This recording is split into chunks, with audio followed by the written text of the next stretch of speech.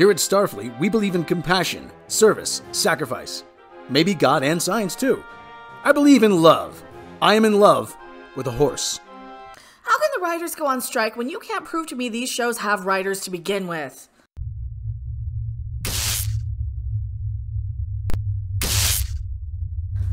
I am Mecca! Who are you? Why are you here? I'm Rob F. Cameron. I'm kind of a writer, I guess. Kind of. Well, you never joined anything. Or... Never joined. Actually, no. When I pitched my sitcom, FU, I had to sign a thing saying I'd be willing to join the WGA. But I never actually joined. So, but they went with industry people anyway, so that doesn't matter. There's a new season of Fall Guys coming. Yay! Fall Guys. Yay! That's fun. Yay! See, we're already ready for the writer's strike. We're all ready for the writer's strike. We've got this covered. You see that? No, well, really. I was planning on playing Fall Guys anyway in between these shows because there's like a good 6 weeks between Star Wars and Strange New Worlds, or Picard and Strange New Worlds, or whatever you want to say, and Mandalorian and all these shows. And what, Ahsoka? I don't know if I'm watching Ahsoka or not. There's a lot of stuff that's kind of in the pipeline now that's not really going to be affected. No, but that's actually a good point. There's a lot of stuff that's already completed that's not really going to be affected. Yeah, so I don't think we're even going to notice this. I think we might see a lot of like the summer every other week. Yeah, the summer movie schedule's not going to be affected, but anything that's TV based streaming, probably things like soap operas, if there still are any, and are there still soap operas? Yeah, there are still a few of them. Well, this is affecting the late night stuff. Yeah, this is actually right now they're all going on hiatus. They do anyway in the summer though, don't they? They just rerun them? They actually go on hiatus in August, from what I remember. August through September is when they. Well, that's right when all the new TV starts, though, isn't it? That's like right when back to school starts. That's like when back to school starts. They usually your TV back when we had TV seasons. Yes. Back when we had TV seasons and TV was on TV. Yeah. We would have seasons start in like the middle of September, and they would run through to about November, and then you'd have like a little bit of special Christmassy programming. You get a couple of reruns here and there. I think we're gonna start seeing a lot more of that. I think that like the streamers who are gonna release these episodic things, they might, instead of giving us 2 at once, they'll give us every other week now just to pad this out, depending on how long this goes. Well, you actually brought up a really good point. When we used to have TV seasons, now TV just kind of drops whenever. Yeah. Drops whenever they want it to. Yeah. Like Stranger Worlds is coming in June or whatever. Velma came in October. Well, that was October. October used to be a normal time. Yeah. But now you got like Stranger Things comes around 4th of July usually, and so they just kind of come and pop up whenever they do. Yeah. Now the main bone of contention is that the writers want more residuals and they want a bigger piece off the back end for streaming. We got their proposals here. A guy by the name of Joe Russo, not the Captain America guy, but another guy, but he's still a good guy. So don't in Hollywood. And he might be the drummer for a Grateful Dead cover band. He might be. We don't know. I don't know yet. That is still, yeah. But he does work. He does like horror movies and stuff. So yeah. So look, you can see on the proposal, they want 50% of the foreign payment residuals, and they're offering 8. So they want 24 to 25 million and 75% of this, and they're willing to give 16. So yeah. And there's a few things. Viewership-based streaming residuals. Extreme established viewership-based residuals rejected our proposal, refused to make a counteroffer. Okay, so what were they doing before that? Now, so what would people like Mindy Kaling, do you think, now that we've seen some of these writer contracts? That's a good question. What did she get beforehand? That's a good question. I gotta think she's got a special deal because she was the showrunner. Because it looks like they're saying, oh, if you don't get viewers, you don't get paid. Is that what they're saying here with this viewership-based streaming residuals? That's really interesting. Established a base viewership-based residuals in addition to existing fixed residuals, so they get a fixed amount. Yeah. To reward programs with greater viewership, require transparency regarding program views. Not using Parrot Analytics, not using... Yeah. This Rejected our proposal, refused to make a counteroffer. So, okay, so well, that's something... who's proposing this? Is this the writers or the union? The writers are proposing this. The Writers Guild of America is proposing this, which is their union. Yeah. Now, this is the AMPT, PTP. They're not even willing to entertain this, or they just rejected it outright. And they was like, no. So they really don't... This is not something they're willing to give up. So they don't want to know... They don't want you to know how poorly these are doing. Exactly. Wow, that's really suspicious now, isn't it? Yes. So, okay, because like we always say these parent analytics that they use for these things are just Twitter impressions. That doesn't count as how many people actually sat down and watched the thing. Here's another big one. Regulate use of artificial intelligence on MBA covered projects. AI can't write or rewrite literary material, can't be used as a source material, and MBA covered material can't be used to train AI. Rejected our proposal, countered by offering annual meetings to discuss advancements in technology.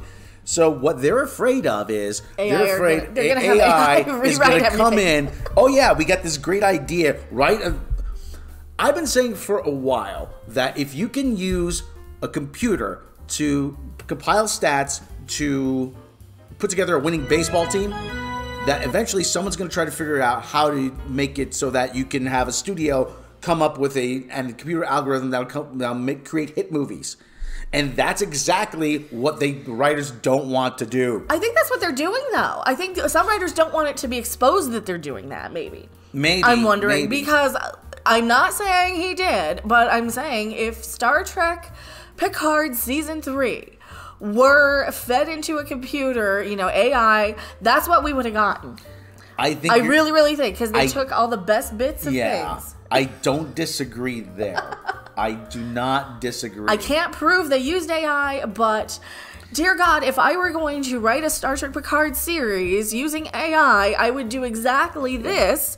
I would take the best bits of First Contact, of Wrath of Khan, of the Dominion War stuff, of the Changeling story arcs, of Nemesis. I would take all those Search for Spock, feed it into an AI, and Voyage say, home, yeah. Give me these, and that's what Picard felt like to me. Yeah. Here's another thing they're pretty far apart. A pre-Greenlight room weekly services paid at 25%. So 25% that's their premium. Proposal. 25% premium. Premium applies when writers are hired before series order, including in between seasons. They are offering 5%. The studios are offering 5% for pre-development room weekly services. So, and three or more. Premium applies only when 3 or more writers, including teams, are hired for 10 or fewer weeks before a season 1 of a series. So they're pretty far apart on that. Well, this goes back to Star Trek as well. Remember how many times we've heard of a Section 31 show. Let's say you're hired on for a Section 31 show. In 2017, it is now 2023, and they still don't have a series order, or they might have just now. What if they're sitting there waiting around, like, well, I'm under contract for this, I can't do anything else? Yeah, they're getting paid. Hey, listen, we pre-greenlit it. You're going to have to pay us regardless if we make it or not. Yeah. So that's part of it. But here's the other big ones here. Because remember the person who there was a Star Wars thing. This is probably what that is referring to as well. Do you want to go into this? Lucasfilm sued? Yeah. Lucasfilm was being sued for axing this producer, Karen McCarthy. Now, she was hired on as a writer for The Acolyte. Or was she a producer? Hired on as a producer? As a producer. I'm sorry, as a producer. But this is like this is the situation. One of the situations that I would kind of imagine they're trying to avoid. Yeah. So what this meant was she took this work on this show, and so she had to give up years ago, and so she couldn't take any of the work. Okay, they fired her, and it was too late for her to get other work on this other show. So now she's suing for the lost wages on this other show. Yes, exactly, for what that contract would have been. Okay, so that is what happened there. So they're going to try to prevent something like that from happening again. That kind of makes sense. Well, and if I were a writer, I'd want to make sure I had a way to, earn money, too. Yeah. Like, while all this is going down. Yeah, and as we see as a result now, the late night shows are going dark. So here's their Twitter thread. Here's their Twitter, yeah. The board of directors of the WGA West and the council of the WGA East, acting upon the authority granted to them by their membership, have voted unanimously to call a strike effective 12:01 a.m. Tuesday, May 2nd, which is today.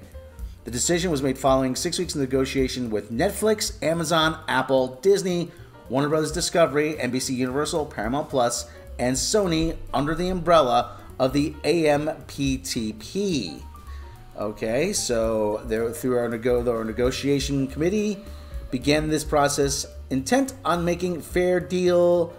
The studio responses have been wholly insufficient given the existential crisis writers are facing. Picketing will begin tomorrow afternoon.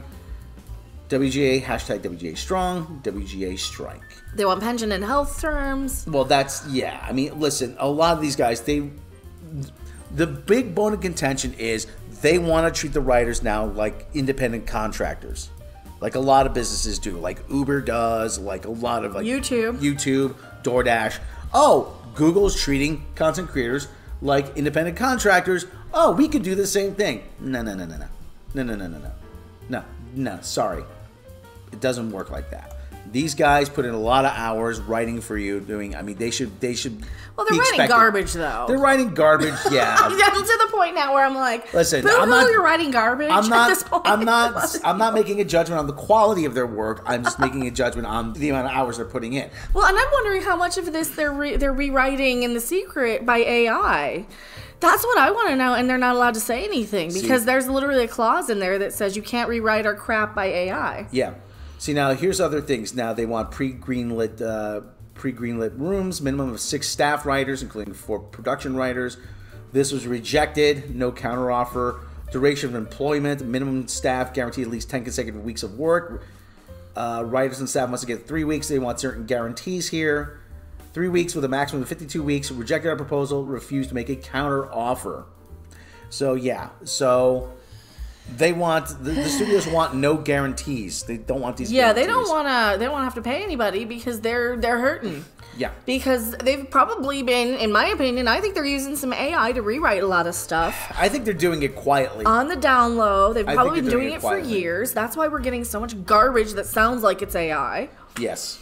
Yes, I don't disagree there. I think they've been doing this for years using AI. As soon as it was available, they said, hey, we're going to rewrite this with AI. And they think that this is the future. Nobody's going to miss writers. Oh, we got 2 reactions coming up on these AI things. If you missed them live, we're talking about an adult beverage ad AI, and The Great Gatsby. Yes, and listen, hey, I have that reenactment of a Star Trek script written by AI. Oh, we did another one too. There's a Batman one, right? And there was a Batman one written by AI. There's a new Batman one that you recorded a couple of days ago. Yeah, well, I've recorded so much stuff, so I know that you forgot to edit. I think we never got around to editing it. So listen, we can see the results of AI right now. Yeah, okay? It's just funny and weird and cringe. It's funny, but it's probably going to get better. But right now, it's pretty bad. Okay, if I was a writer, I would bring that back to him. Look, go look at my Star Trek script. You could take that to the studios. Look, do you want more of this? Because if you use AI, this is what you're getting. They're in love with a horse, or Captain Pike is in love with his horse. I believe in love. I am in love with a horse. I'd watch that Star Trek show, though. You know what? Maybe we need AI to take over. It's going to be entertaining than any of this garbage. That's what I'm hoping for. You could use AI to write comedies. Oh, God, yeah. Yeah. Just the ridiculousness of it. That's hilarious right now. Yeah. I'm finding so much enjoyment watching these weird, cringy, creepy AI videos running around the internet with people with like 4 arms coming out of nowhere. Yeah. They look like that Martin Luther King statue. It's hilarious. Yeah. So, writer's strike. Is this going to affect anything? Not for the very near future, probably. No, I mean, yeah. We got so much crap in the hopper. There's a list of studios it's going to affect. I mean, a lot of stuff. But they're just going to stretch out the crap that they already got written and it's going to impact Fox the most, but a lot of stuff is already in the works. I think this is probably not going to affect it as much as people realize. Sadly, I think they're going to just stretch out stuff. People are already watching panel TV style stuff on YouTube, right? Yeah. They're watching all these panel shows on YouTube. They're watching video game streaming on Twitch. Everybody's watching all kinds of stuff. Like, I'm doing the weirdest stuff on YouTube imaginable. Please watch it and subscribe. And if you got money to boycott beverages, you could subscribe and channel member. That's right. Yes. Because we're ushering in the Great Reset, one boycott at a time. I am Mecca. I'm Rob off camera, and I'm in love with the horse. Bye. Bye. Thanks for watching. If you liked it, make sure to hit that like button. And if you want to see more, don't forget to subscribe. See you in the next video. Bye. Where is the captain of the space vehicle Enterprise? Pike is suddenly kidnapped by aliens.